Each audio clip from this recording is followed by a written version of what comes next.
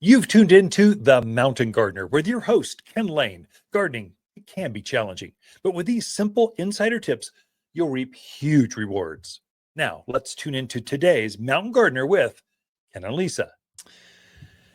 So I wrote an article that might be of interest to some of you. You'll have to go download it or track it on our website, but it's simple steps to healing drought-sick gardens. So if your plants are looking stressed, water over, under, they're just kind of off, take a look at that. It's last week's garden column. If you missed it, you can go to watersgardencenter.com. There's blog at the top. Blog means just articles. Here you go. Why they call it blog? Why is that? I actually don't know. I call it garden column. But there's photos, descriptions on how to help drought-sick plants. Take a look at that. So if you go to watersgardencenter.com and just go to blog at the top, it'll be the very first article right there. Growing 5 different garden lavenders. That's the next one. 10 flower trends you'll see everywhere this year. I describe the different kinds of gardeners there are as far as flowers go. Growing crepe myrtles, which they're all in bloom right now. They're spectacular butterfly friendly herbs for the garden. 7 flowers sure to help Prescott butterflies. So that's the garden columns. It's there to be a help. It's not a sales pitch. I'm not big into selling stuff over the airwaves or in my garden columns. I'm there to be helpful, come alongside neighbors. The philosophy is, my name's Ken.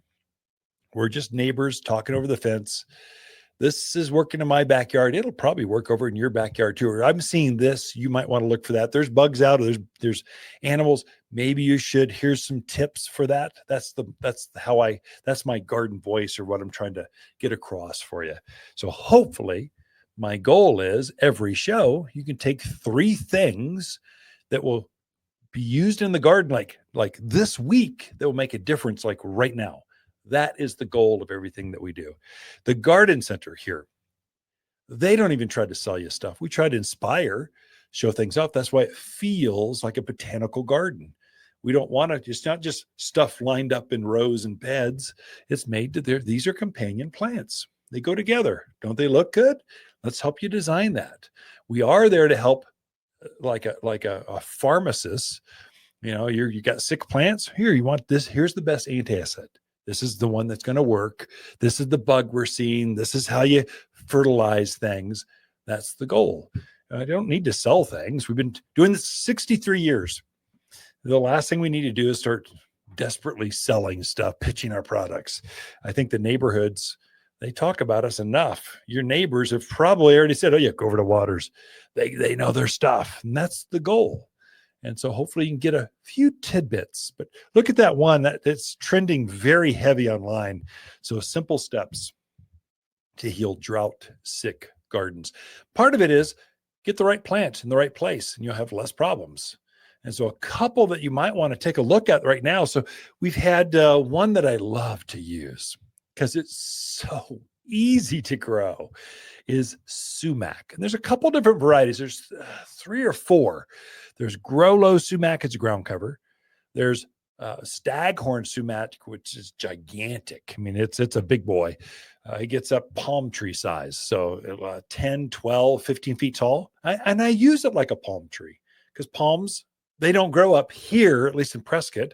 They'll grow down in the lower elevation. You folks over in Camp Verde, Cottonwood, maybe Sedona, really, they start really thriving down as you drop down to the deserts. That's where they thrive. Up here, we need to use things like sumac. So staghorn, they call it staghorn because if you look at the bark, it looks like that velvet that's on a stag's horn. That's what it looks like. It's very neat. But it's got this nice ferny, frilly, it's got a pretty seed head to it. It's very nice. Bright oranges in the fall. It's just a beautiful plant. But once it gets established, I mean, you don't have to water that thing. It goes by itself. No, just get it rooted. So plant it, root it for a year, leave it alone. If you bother it too much, it will die. So just let it go. That's how you use sumacs. There's one that I really like.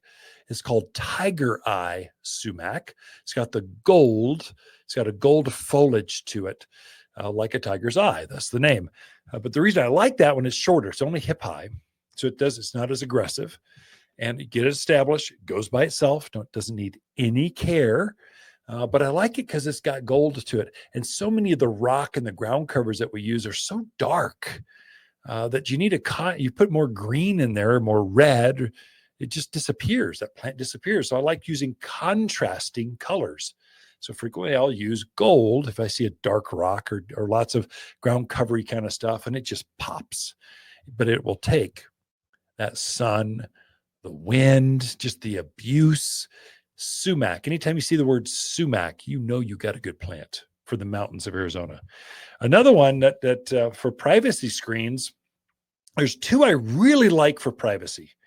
If you got a big evergreen shrub, I want it to be solid. I don't want to see anything behind this. I want to sit here by myself in my own world. I don't want to see any world go by. I just want the thick plants. There's two that I use often. One's called Silverberry, like the color silver and gold. Silverberry. I use it often. Again, it's got a bright colored foliage. So it's got gold. It's got blue foliage with a gold tinge. It's variegated. Gets up easily taller than you can reach. So 7-8 foot tall and wider than that. Solid, thick green. But the reason I like it is it's related to our native silverberry, but it's brighter, it's prettier, I think. So it's like that, but only better because it's a blonde instead of a blue-haired. So our native Elaeagnus or silverberry is blue. This one is gold. And so now I can use it the same way. Dark fences, dark ground covers, it just pops, it just shines. But it's gold that will take that bright sun that we have. So it's really quite striking, very thick, good ground cover. You can prune on it quite well, just gets thicker. The other one that's a companion to that, I often use Cotoneaster, or Cotoneaster is how people spell it or say it. It's really Cotoneaster is how you say it. There's a lot of native Cotoneasters here, like the sumacs or some native sumacs. So, native, they grow wild all by themselves. If you transplant one in your yard and get it going, it'll do the same. So the one that I like that's big, we probably have, 6 or 8 varieties of Cotoneaster out in the yard right now, from ground covers to mid-size to hedges. The one I like the most for privacy specifically, that's a companion to the silverberry, they call it red clusterberry Cotoneaster. This is a big boy. Again, it's 7-8 feet tall, equally as wide. But the reason I like it, it's got a nice blue-green foliage. Animals do not bother it. It doesn't get bugs. There's no worries with this thing. It's just super low maintenance. And once you get it established, you can cut it off of care. It just goes by itself. And the reason they call it red clusterberry is it gets like a starburst of white flowers in the spring, and each one of those flowers on the end of that stem is going to turn into a berry. This red clusterberry Cotoneaster. It's quite striking. And those red berries, they'll last on that. They'll persist on that plant right through winter. The birds will eventually eat it, but they just look good year round. I mean, they're much hardier than hollies. The number one seller for that is red-tipped Photinia. By far number one. I put my kids through college, all 4 of them, selling that one plant. But I would never have that in my own yard. I have it for you because you're seeing it around, but every critter will eat it, deer and rabbits. It gets mildew, it gets bugs. It does grow fast. I mean, you get a lot of plant for the money. That's great for now.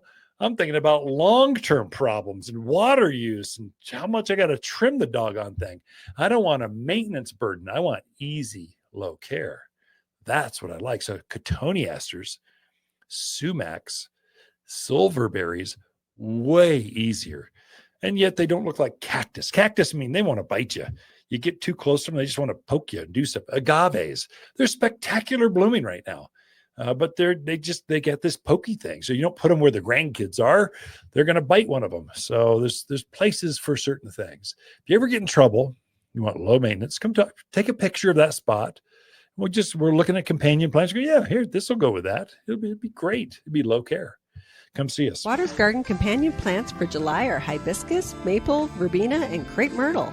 Crepe myrtle flowers are intense watermelon pink, solar reds, and LED whites that cover this heat-loving shrub.